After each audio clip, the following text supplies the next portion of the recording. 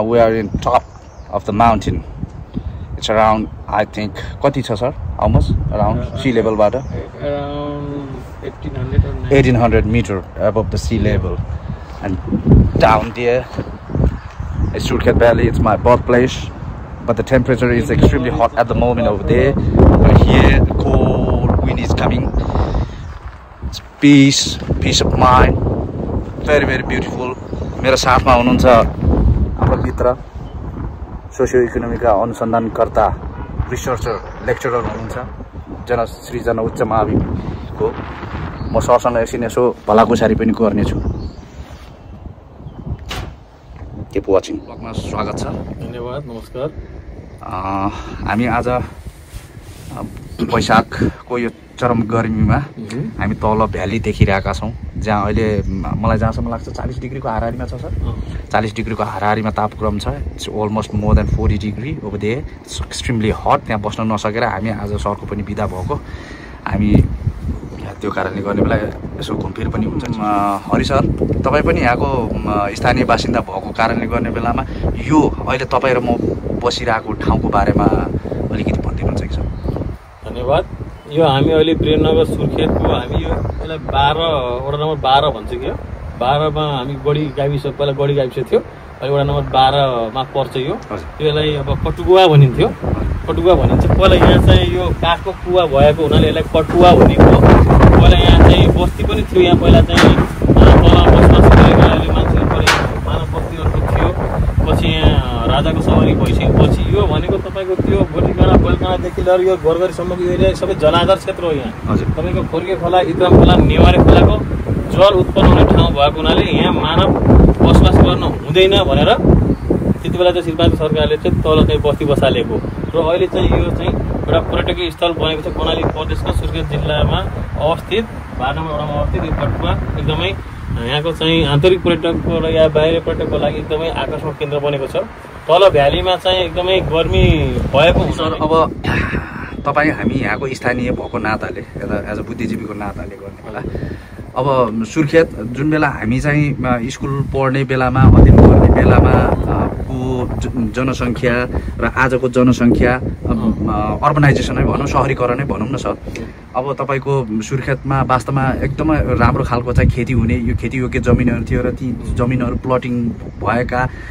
मानव बस्तीहरू मात्रै हुन लागेका खेतीयोग्य जमिनहरू सबै नष्ट हुँदै गएको जताततै बोरिङ मनपरी रूपमा बोरिङहरू खन्दै गएको अब यस्तो कारणले यस्तो कुराहरूले त भविष्यमा गएर त पक्का असर गर्छ सर यसले चाहिँ अब यो विषयमा चाहिँ के भन्नुहुन्छ सर हजुर चाहिँ एकदमै हजुरले एकदम राम्रो प्रश्न गर्नुभयो अब किनभने अहिले चाहिँ तपाईको पानीको अभावको कारणले गर्दा जथाभावी बोरिङ खन्ने एउटै वडामा 8-9 वटा बोरिङ खन्ने पनि देखियो विशेष गरेर यो चाहिँ आफू चाहिँ गाउँमा अब पपुलर हुनको लागि हो कि आफ्नो चाहिँ पहुँच देखाउनको लागि हो कि ठाउँ ठाउँमा चाहिँ यो तपाईको त्यो बोरिङ खन्ने अहिले चाहिँ ट्रेन्ड चलिरहेको छ तपाईको तर यसले चाहिँ दीर्घकालमा के समस्या पर्छ भन्ने कुरा यसबारेमा कसैले पनि बुझेको छैन किनभने यो त जमिन खनेर पानीको तलको पानी निकाल्नु भनेको एकदमै गैर मानवीय काम र प्रकृति विरोधी कार्य हो किनभने जब पृथ्वी पनि यो तल पानीको सर्फेस सतहमा यो अड्डिएको छ जब हामीले जमिन मुनिको पानी बाहिर निकाल्छौं नि तब सूर्यबाट आउने लाइटले तपाईको चाहिँ यो पृथ्वीले चाहिँ हिट एब्जर्ब गर्न सक्दैन त्यसले गर्दाखेरि ग्लोबल वार्मिङ यसरी बढेको हैन हाम्रो चाहिँ गैर मानवीय क्रियाकलाप बढिरहेछ तर पश्चिमाहरु के भन्यो भने ग्लोबल वार्मिङको इस्यु चलाएर चाहिँ हामीले बेको बनाइरहेको छ तर हामीले चाहिँ अब अव्यवस्थित तपाईको शहरीकरण हेर्नुस् तपाईले यो देख्न सक्नुहुन्छ यहाँ ब्याकग्राउन्डमा तपाईले देखिरहनु भएको छ अव्यवस्थित शहरीकरण बढिरहेको छ तपाईको चाहिँ यस्तो चाहिँ खेतीयोग्य भूमिलाई पनि प्लटिङ गरेको छ सरकारले अनि यसलाई चाहिँ रोक्न सकेको छैन बैंकहरूले पनि रियल एस्टेटमा लगानी गरेको छ हेर्नुस् यो त भनेको सुर्खेत भनेको तपाईको खेतीयोग्य भूमि हो नि हो हैन जुन ठाउँमा खेतीयोग्य छ फर्टिलाइजर ल्यान्ड छ कल्टिभेटेड ल्यान्ड छ त्यसलाई त हामीले त प्रोटेक्सन बजार राख्ने हो नि त सर यहाँ खै त गुरु योजना कुनै पनि गुरु योजना कृषि एउटा केन्द्र कृषि हब भने केही पनि छैन नि भोलि भावी पुस्ताले सुर्खेतको भावी पुस्ताले भोलि चामल देख्न नसक्ने अवस्था आउँछ सर तल भएका खेतहरू हरेक मान्छेको हाइवे तलतिरपट्टि जग्गा हुन्थ्यो हाइवे माथितिर चाहिँ बसोबास थियो जसले गर्दाखेरि खान लाउनको लागि मजासँग पर्याप्त सफिसिएन्ट थियो पुग्दो थियो। अहिले तपाईँको हाइवेभन्दा तलतिर पनि तपाईँको चाहिँ सहरीकरण पर्दैको मान्छेहरूले चाहिँ घरहरू चाहिँ 600 मिटरको चाहिँ किस्ताकार गर्दै बेच्नेलाई मान्छेहरू सहरीकरण पर्दैको। यसले गर्दाखेरि भोलि तपाईँको त्यहाँ एम्बुलेन्स दमकल पनि लैजान चाहिँ गाह्रो हुन्छ। 1 मिटरको चाहिँ बाटो पास गरेर जग्गा तपाईँको चाहिँ घरेरी चाहिँ घर नक्सा पास भएको छ होइन। भोलि चाहिँ त्यहाँ आग लागि भयो भने दमकल कसरी लैजाने, यसको जिम्मेवारी भोलि चाहिँ नगरपालिकाको हुन्छ कि यहाँको चाहिँ प्रतिनिधि यहाँको सरकारले चाहिँ यसको बारेमा सोध्नु पर्ने हुन्छ कि हुँदैन। र खेतीयोगी भूमि तपाईँको चाहिँ तलतिरको यो चाहिँ यो पदमपुर साइड यो चाहिँ एयरपोर्ट तलतिरको चाहिँ भाइरल रोडतिर यतातिर पनि बाटो घाटो पुगेर तपाईँको तलतिर हेर्नेमा तपाईँको सबै बाटो तपाईँको प्लटिङ गरेर नाला बनाएर घर घरेरी बनाएर बेचिसकिनुहुन्छ। भोलि आउँदो पुस्ताले सायद चामल पनि देख्न पाउँदैन, चामल अब खाने पनि अब पुगेको छैन तपाईँको होइन। यसले गर्दाखेरि सुर्खेतमा भोलि चाहिँ खाद्य सङ्कट देखा पर्ला जस्तो मलाई लागेको छ। यस्तो बढ्दो सहरीकरण यसलाई चाहिँ व्यवस्थित गर्नुपर्छ र जहाँ चाहिँ खेतीयोग्य हुँदैन त्यहाँ मानव बसोबास गर्ने र एउटा चाहिँ विकल्प यहाँ सुर्खेतमा तपाईँको एउटा चाहिँ कृषि क्षेत्र एउटा चाहिँ एउटा वैज्ञानिक कृषि क्षेत्र मैले देखेको छैन। एउटा कुनै एउटा चाहिँ सर्टेन एउटा चाहिँ एउटा ल्यान्ड एउटा चाहिँ त्यो निर्धारण गरेर राज्यले होइन यो चाहिँ एउटा कृषि क्षेत्र एउटा कृषि पकेट क्षेत्र कि एग्रिकल्चर पकेट एरिया भनेर चाहिँ घोषणा गर्नुपर्छ ताकि त्यो त्यसबाट उत्पादन भएका कृषि वस्तुहरूले सुर्खेतवासीहरूलाई पुर्याओस्। अब संहितामा गइसकेपछि त यो त कर्णाली प्रदेश भयो, बाँके प्रदेश त लुम्बिनी प्रदेश भयो। लुम्बिनी प्रदेशले कर्णाली प्रदेशलाई हामी खाद्यान्न आपूर्ति गर्दैनौँ भने यहाँ कर्णाली प्रदेशले कहाँबाट खान पाउँछ भोलि? यो प्रश्न उठ्न सक्छ। त्यसैले हामीले चाहिँ यसरी जथाभावी सहरीकरणको नाममा मापदण्ड विपरीत होइन सरकारको त्यो नीति योजनामा बनाएर भविष्यकोमा हुन सक्ने खतरा जोखिमलाई चाहिँ न्यूनीकरण गरेर त्यसलाई चाहिँ हामीले वैज्ञानिक ढङ्गले सोचेर मात्र नीति योजनाहरू बनाउनु पर्छ भन्ने जस्तो लाग्छ। जथाभावी चाहिँ घर होइन प्राकृतिक सम्पदाहरूको जगेर्ना गरेर नदी नालाको छेउछाउमा बनाउने होइन त्यस्तो चाहिँ बुलबुली अब बुलबुली वरिपरि मानव बस्ती बढिरहेको छ। भोलि चाहिँ बुलबुली वरिपरि खोलेको जुन बोरिङले पानी त त्यसको पानीको एरिया त घट्दै जान्छ नि त भोलि त वरिपरि। अब तपाईँको त्यो काँक्रेबिहार माथिबाट मान्छेको त्यो डेन्सिटी बढिरहेको छ। भोलि चाहिँ बुलबुलेको जुन एउटा चाहिँ प्राकृतिक सौन्दर्य छ त्यो पनि हराएर कुरूप भएर जान्छ। यसले गर्दाखेरि चाहिँ भोलि चाहिँ भनौँ न नराम्रो एउटा चाहिँ हामीले चाहिँ भोग्नु पर्ने सबै सुर्खेतवासीले भोग्नु पर्ने हुन्छ। यो अब तपाईँ र म बसेको ठाउँमा यति राम्रो मौसम छ, यति चिसो हावा चलेको छ होइन, अनि यति के भन्छ तपाईँको पानी यहाँको अचम्मै मिठो छ होइन। अनि हामी अहिले सुर्खेत भ्यालीबाट आएका छौँ र खास गरी यो चैत वैशाख र जेठ स्पेसली यो समरको टाइममा हामीलाई चाहिँ यति राम्रो अब हाम्रो हेर्दाखेरि पुरै डाँडापाखा छ सर, वन हरियाली छ सर होइन। हाम्रो मूल पानी खोला नाला सबै हुँदा पनि हाम्रो चाहिँ यो चैत वैशाख जेठ खास गरी यो 3 महिनामा चाहिँ हाम्रो भ्यालीमा चाहिँ पानीको स्क्यार्सिटी पानीको समस्या हुनेको कारण चाहिँ खास के हो सर? यसको मुख्य कारण भनेको राज्यको चाहिँ अब डिइफेक्टिभ प्लान एन्ड पोलिसी, राज्यको प्रभावकारी नीति र योजनामा म मान्छु। किनभने हाम्रो देश भनेको त second richest country in water resources प्राकृतिक स्रोत साधनले र जल सम्पदामा दोस्रो धनी देश ब्राजिल पछि भनिन्छ होइन। यत्र चाहिँ नदी नालाहरू छन्, यत्रो ताल तलैया छन्, त्यही पनि हामी चाहिँ वाटर क्राइसिस भोगिरहेको छौँ होइन। अब बजारमा त्यत्रो अब भनौँ न यी वीरेन्द्र बुलबुल ताल छ, विभिन्न इतराम खोला छ, नेवारे खोला छ, कोटे खोला छ होइन।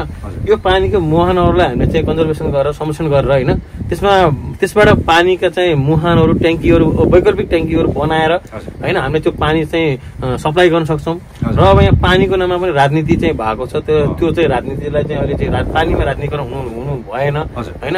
अब यो जुन झुला विरोध खाने पानी जुन आयोजना छ अहिले चाहिँ नयाँ चाहिँ भेरीको पानीले अपलिफ्टिङ गर्ने भन्ने कुरा पनि आएको छैन।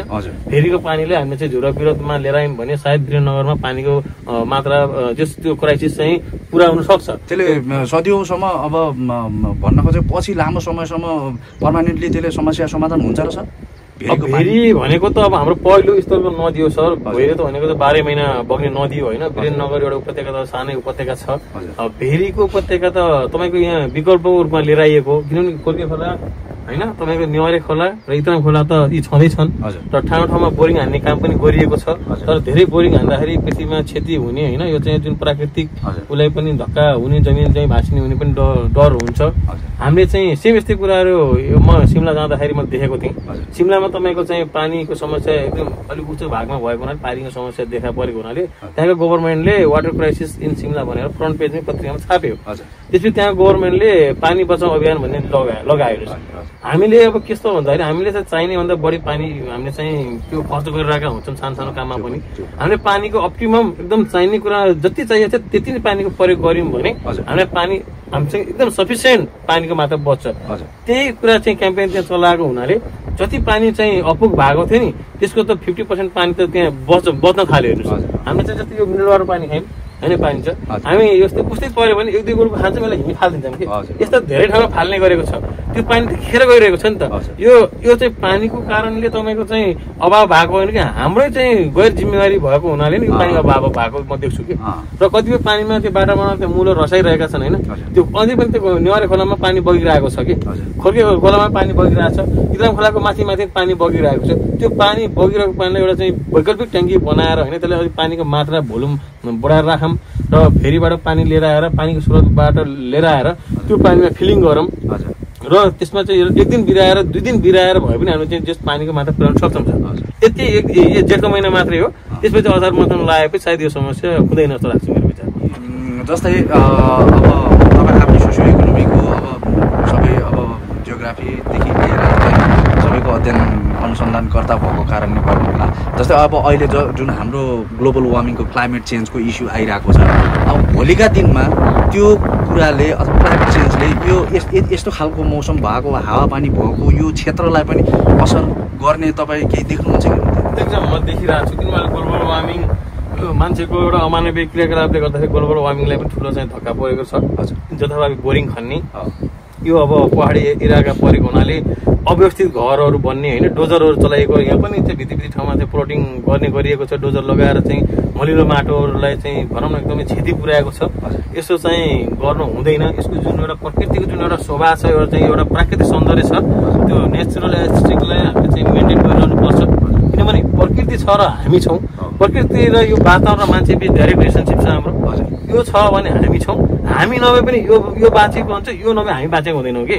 त्यसै कारणले पनि यो ग्लोबल वार्मिङ जुन बढिरहेको छ यो विभिन्न देशहरूले गर्दाखेरि मान्छेको मानव क्रियाकलापले गर्दा पनि जथाभावी बोरिङहरू हुनु भएन डोजर विकास गरेर चाहिँ जथाभावी पानीको मुहानहरू पनि सुक्न लागेका छन् होइन जता चाहिँ अब पहिरो जाने ठाउँमा चाहिँ पहाड पनि पहिरो खोरिया खेती गराउँदै मान्छेले घरहरू बनाउँदैछन्। यहाँका जलाधार क्षेत्रहरू पनि चाहिँ एकदमै मानव बस्ती बढेर अलिक अव्यवस्थित भएको छ। पानीका मुहानहरू छन् यसलाई हामीले जोगाउनु पर्छ अनि यसले गर्दाखेरि चाहिँ अब विभिन्न चाहिँ तपाईँको पैसामा चाहिँ नयाँ घाँस बनाउँछौँ र यहाँ आगो लाउने पनि गरिएको हुन्छ होइन त्यस्तो अमानवीय क्रियाकलापलाई हामीले रोक्नुपर्छ। यहाँ विभिन्न जीव जन्तुहरू छन् जैविक विविधता रहेको छ यसलाई जोगाउनु पर्छ हामीले सबै हामी मिलेर होइन। त्यसैले चाहिँ यो ग्लोबल वार्मिङ बढेको हुनाले तापक्रम पनि तपाईँको चाहिँ वार्षिक कति 0.5ले बढ्दै गएको छ। यसलाई हामीले चाहिँ सबै मिलेर सबै सरकारवालालाई दिगो विकासको अवधारणामा रहेर होइन हामीले चाहिँ त्यस्ता चाहिँ ग्लोबल वार्मिङ र प्राकृतिक क्षति नहुने कार्य तरिकाले एकदम निरपेक्ष तरिकाले हामी जानुपर्छ भन्ने मेरो बुझाइरहेको छ। अनि सर हाम्रो जस्तै आज शनिबारका दिन जसरी तपाईँको पनि आज बिदाको स्कुल बिदा भएको क्याम्पस बिदा भएको अवसर पारेर हामी यसो चाहिँ चिसो हावा खाउँ भनेर यहाँ आइयो भने यसको जस्तै यो गोठीकाँडा क्षेत्रको अथवा छेडा यो एरियामा जहाँ तपाईँ र म बसिरहेका छौँ अनि पर्यटन अथवा चाहिँ यसको भविष्य अब यसमा चाहिँ हामीले गर्नुपर्ने कुराहरूदेखि लिएर होइन अब यसलाई आन्तरिक पर्यटन विकासदेखि लिएर केही सम्भावनाहरू देख्नु भएको छ र सर? एकदम अवश्य एकदम सम्भावना देखेको छु।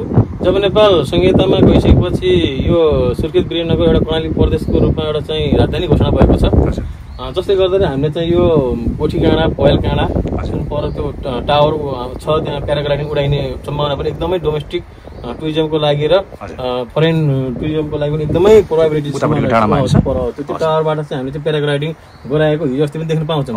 आज अहिले नभएर हो अब यसलाई अलिक चाहिँ राज्यले त्यसलाई व्यवस्थित गरेर लगानी गरिदिएर होइन त्यहाँसम्म आधा बाटोसम्म पिच पुगेको छ त्यहाँसम्म पिच बाटो पक्की सडक रोड एक्सिस लयो भने हामी यात्रुहरूलाई चाहिँ सहजै पनि लैजान सकिन्छ। तलबाट एउटा चाहिँ गाडी पनि रिजर्भमा जाने एउटा चाहिँ जस्तै साँझ 4 बजीतिर पछि एउटा निकालाको बस पनि जान्छ बसबाट पनि जान सक्छौँ। त्यहाँबाट शाखाको शालिग पनि छ त्यो गढीमा नारायण शाखाको शालिग पनि छ। पहिला गढीमा अब 22 यो 24 राज्य हुँदाखेरि त्यहाँ गढी पनि छ एउटा ऐतिहासिक त्यहाँ हाम्रो चाहिँ ठाउँ पनि रहेको छ र यसलाई अब हाम्रो चाहिँ भनौँ पर्यटकको क्षेत्रलाई एकदम राम्रो छ। तर गर्मी भएको कारणले यहाँ हावा एकदमै चल्ने एकदमै शीतल अनुभव हुने जस्तै मान्छेहरू अलिकति स्ट्रेस छन् एकदम डिप्रेसन छन् मान्छेहरू।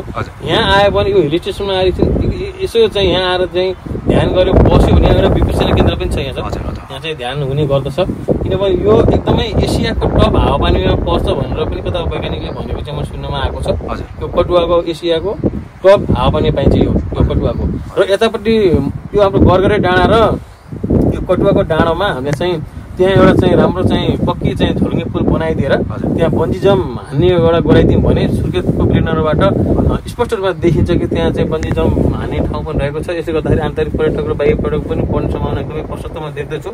हामीले देख्न सक्छौँ पर्वत जिल्ला जुन कुस्मा र पर्वतलाई जोडेको झोलुङ्गे पुल अहिले चाहिँ निकै भाइरल भएको छ, निकै सम्भावना बगेको छ पर्यटकको लागि। हामी पनि यसलाई पनि बनाउन सक्यौँ भने एकदमै यो चाहिँ कर्णाली प्रदेशको कटुवा यो ठेगाना यो ठाउँको चाहिँ पर्यटक क्षेत्रलाई एकदमै अझै प्रमोट गर्छ भन्ने मलाई लाग्दछ। मैले कता कता अब म पनि सोसियोलोजीको विद्यार्थी भएको कारणले गर्ने बेलामा चाहिँ जियोग्राफीको बारेमा स्टडी गर्ने बेलामा अनि भित्री मधेस अन्तर्गत पनि पर्छ भनेर हामीले स्कुलमा पढेको जस्तो लागेको थियो। मलाई यसको बारेमा भन्दै सुर्खेत के भित्री मधेसमा पर्छ? एकदम भित्री मधेसमा पर्छ, किनभने नेपालमा लगभग 8वटा जति भित्री मधेसहरू जिल्ला पर्छ। तपाईँको मेनली अब बाँके बर्दिया यिनीहरू चाहिँ मुख्य तराई भयो, यिनीहरू चाहिँ मुख्य तराई भयो र तराई र पहाडको बिचमा अवस्थित भ्यालीहरूलाई हामी चाहिँ भित्री मधेस भन्छौँ होइन। त्यो चाहिँ अब यो दाङ भयो, सुर्खेत भयो, दिपायल भयो, मकवानपुर भयो होइन, उदयपुर भयो, सिन्धुली भयो, चितवन पनि चाहिँ लगभग भित्री मधेसमै पर्छ। यसले गर्दाखेरि यसमा न जाडो हुन्छ न यहाँ त्यस्तो गर्मी हुन्छ, एकदम मोडरेट हावापानी पाइन्छ र अलिकति माथिल्लो अल्टिट्युडमा गयो भने त्यसमा हावापानी पाइन्छ, जस्तो हामी हिल स्टेसन भन्छौँ। हामी अहिले यही हिल स्टेसनमा छौँ अहिले हामी, त्यसैले सुर्खेत भित्री मधेसमा पर्छ। यो खासमा तल भ्याली, यो त भ्याली हो नि, उपत्यका हो नि, अनि हामी यहाँ डाँडामा आउँदा लगभग कति किलोमिटरको डिफ्रेन्स छ सर यहाँ र त्यहाँ? वीरनगर र यो माथिको ठाउँमा लगभग 7-8 किलोमिटरको हाराहारीमा पर्न आउँछ। हजुर 7-8 किलोमिटर। अनि यो चाहिँ खास गरी हाम्रो नेपालको जियोग्राफी अनुसार यो 7-8 किलोमिटरको डिस्टेन्समा पनि यति टेम्परेचरमा फरक हुने, यति चिसो हावा, यति चिसो पानीको कारणको बारेमा भनिदिनुहोस् न सर। नेपाल वास्तवमै स्वर्ग हो, किनभने हरेक 10 किलोमिटरको फरकमा हामीले विभिन्न किसिमको हावापानी पाउँछौँ। यही तपाईँको तल्लो सुर्खेतमा जाने हो भने बाँके बर्दियाको तपाईँको तातो उष्ण तपाईँको सब ट्रोपिकल हावापानी पाउँछौँ। त्यसपछि वीरनगरमा आइयो, वीरनगरको माथि आयो भने ट्रोपिकल हावापानी पाइन्छ। त्यसपछि यहाँ माथि फेरि कोनिफेरेस र अल्पाइन हावापानी पाउँछ। यो हामी अल्पाइन हावापानी यो चाहिँ एकदम लेखाली हावापानी भन्छ यसलाई। यसमध्ये अलिक माथि तपाईँ सिद्धपाला लेके गुराँसे रानीमत्ता सुर्खेत तलिक सिमाना गयौँ भने त्यहाँ तपाईँको चाहिँ हिमाली हावाको चिसो हावा होइन, उच्च लेखाली हावा पनि पाइन्छ। यो हाम्रोमा चाहिँ के छ, जैविक विविधता छ, भौगोलिक विविधता भएको कारणले यो विभिन्न किसिमको हावापानी हामीले 10 किलोमिटरको अन्तरमा 4-5 किसिमको हावापानी पाउँछौँ यता आएको। अनि यो हाम्रो गोठीकाँडा अन्तर्गत यसको यो जस्तै हामी अहिले बसेको ठाउँमा यहाँको स्थानीय स्तर यो छेडाको अब यो गोठीकाँडा छेडालाई जुन सरले भन्नुभयो नि पर्यटकीय दृष्टिकोणले हामी अगाडि बढ्यो भने यहाँको चाहिँ आर्थिक इकोनोमिकल्ली चाहिँ हामी चाहिँ धेरै माथि जान सक्छौँ। आन्तरिक पर्यटन बाह्य पर्यटनलाई पनि प्रवर्धन गरेर भनेपछि सरले चाहिँ आज एउटा बुद्धिजीवीको नाताले चाहिँ के सल्लाह सुझाव तपाईँकोबाट अथवा कुनै निकायहरूलाई के छ सर उनीहरूको अब लिभिङ स्ट्यान्डर्डलाई अपग्रेड गर्नको लागि अथवा आर्थिक रूपले चाहिँ अब अलिकति अपग्रेड गर्नको लागि? त्यसको लागि अब सरकारले चाहिँ रोड कनेक्टिभिटी चाहिँ लैजानु पर्ने हुन्छ र यहाँ चाहिँ अब तपाईँको शिक्षा स्वास्थ्य होइन पूर्वाधारहरू इन्फ्रास्ट्रक्चरहरूलाई चाहिँ डेभलप गरिदिनु पर्छ सरकारले। अनि तपाईँको चाहिँ एक घर एक उत्पादन होइन, एक घर एक उत्पादन। यहाँ त यो त तपाईँको त यो कृषि क्षेत्र हो नि त, यो त हिजो यही मान्छेहरूले यहीँ भैँसी पालेर होइन दुध तल बोक्न गएका हुन्थे होइन, किर्ती लिएर आएर यिनीहरू बिहानै चाहिँ 4 बजी भैँसी दुध गएर तल गएर दुध बेचेर माथि माथि जाने आउने गरेर यसरी चाहिँ त्यो लाइफस्टाइल चलिरहेको थियो। अब यिनीहरूलाई त अब चाहिँ यहीँ सहकारी छ, यहाँको चाहिँ किसानहरूले भैँसी चाहिँ अनुदान दिएर कृषि उपकरण दिएर दुध यहीँ खपत हुने, शिक्षा राम्रो चाहिँ एउटा विद्यालयहरू खोलेर यहाँ सहकारी ब्याङ्कहरू स्थापना गरेर तिनीहरूको चाहिँ भनौँ इकोनोमिक इम्पावरमेन्ट गरिदिने, सरकार शिक्षा स्वास्थ्य फ्री गरिदिने र यहाँ अब पर्यटक क्षेत्रको होटेल रेस्टुरेन्ट कटेजहरू यहाँका रिसोर्सेसहरू लोकल कुखुराहरू कागतीहरू प्रशस्त मात्रामा उत्पादन हुन्छ, दुधहरू उत्पादन हुन्छ, जसलाई हामीले चाहिँ व्हाइट क्यापिटलको रूपमा हामीले चाहिँ यसलाई चाहिँ मोबिलाइजेसन गर्न सक्छौँ होइन। त्यसले गर्दा यहाँका चाहिँ बासिन्दाहरू यहाँका युवाहरू यहाँका स्थानीयवासीहरू पनि आर्थिक रूपले चाहिँ सम्पन्न हुन्छन् भन्ने जस्तो मलाई लाग्दछ। अन्त्यमा स्थानीय स्तरमा हुनुहुने सबै साथीभाइ शुभचिन्तकहरूदेखि लिएर देश विदेशमा हुनुभएका हाम्रा मित्रदेखि लिएर सबैलाई सरको तर्फबाट चाहिँ सन्देश अथवा हाम्रो स्थानीय विकासको लागि, सुर्खेतको विकासको लागि, यहाँको विकासको लागि के सल्लाह सुझाव दिन चाहनुहुन्छ सर? त्यसको लागि अब कोही साथीभाइहरू विभिन्न परिस्थितिले जानुभएको छ, त्यसमा रोजगारी छैन त्यसमा रोजगारी छैन, लगानी मैत्री वातावरण छैन। त्यसको लागि सरकारले जुन हिजो चाहिँ पञ्चायतकालमा राजा महेन्द्रले चाहिँ गाउँ फर्को अभियान चलाएका थिए होइन, त्यो कन्सेप्ट अब यहाँका जनप्रतिनिधिहरू पनि सिक्नुपर्ने भएको छ। किनभने यहाँ तपाईँको भोलि जनसङ्ख्या नभएपछि कसरी तपाईँको राज्य हुन्छ? राज्य हुनको लागि त तपाईँको चाहिँ पपुलेसन हुनु पर्यो, टेरिटोरी हुनु पर्यो र सोभरेनिटी हुनु पर्यो। जब पपुलेसन नभएपछि सोभरेनिटी कसरी हुन्छ? सार्वभौमसत्ता हुनुको लागि त पब्लिक हुनु पर्यो नि त।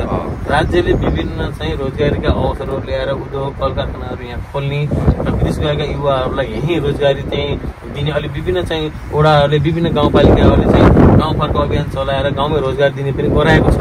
त्यस्तै गराएर यहाँका सरकार, यहाँको केन्द्रीय, यहाँको चाहिँ प्रदेश सरकार, यहाँको स्थानीय सरकार सबै मिलेर यहाँकै युवाहरूलाई यहीँ रोजगारी चाहिँ दिने गऱ्यो भने युवाहरू यहीँ चाहिँ आएर काम गर्छन्, यहीँ चाहिँ आत्मनिर्भर हुन्छन्, यहीँ श्रम, यहीँ सिप, यहीँ चाहिँ मोबिलाइजेसन हुन्छ, यहाँको पुँजी यहीँ मोबिलाइजेसन हुन्छ। त्यसले गर्दाखेरि चाहिँ आफ्नै ठाउँमा जस्तो, आफ्नो गाउँमा जस्तो सुरक्षित अन्त काहीँ पनि हुँदैन। हामी विदेशमा गएर चाहिँ श्रम पसिना पुगाएका छौँ, परिवार पितर भएको छ, मिसम्यानेज फ्यामिली भएको छ। त्यस कारणले चाहिँ अब आफ्नो विदेशमा जानुभएको होला, त्यहाँको पनि त्यहाँको सेप, त्यहाँको पुँजी लिएर आएर यहाँ फर्किनुहोस्, आफ्नो गाउँ फर्किनुहोस्। गाउँमा बाबा बालबच्चा सबै छ, सरकारले नयाँ नीति योजना लिएर आउँदै गरेको छ। यहीँ चाहिँ उद्योग खोल्नुहोस्, व्यापार व्यवसाय गर्नुहोस्, अरू पनि रोजगार दिन्छ। सोध्नुपर्ने हुन्छ। भ्रष्टाचारलाई हामीले चाहिँ नियन्त्रण गर्न सक्यौँ भने हरेक नेपालीको खातामा 2 करोड भाग पर्छ। मेन कुरा करप्सन छ। करप्सन चाहिँ भ्रष्टाचारलाई निवारण गर्ने, भ्रष्टाचारलाई हामीले जिरोमा ल्यायौँ भने हाम्रो नेपाल त्यसै चाहिँ स्वर्ग हुन्छ, त्यसै धनी भन्छ सर। आजको यो अमूल्य समयको लागि सरलाई धेरै धेरै धन्यवाद सर। धन्यवाद। हाम्रो टेलिभिजनलाई पनि धन्यवाद दिन चाहन्छु।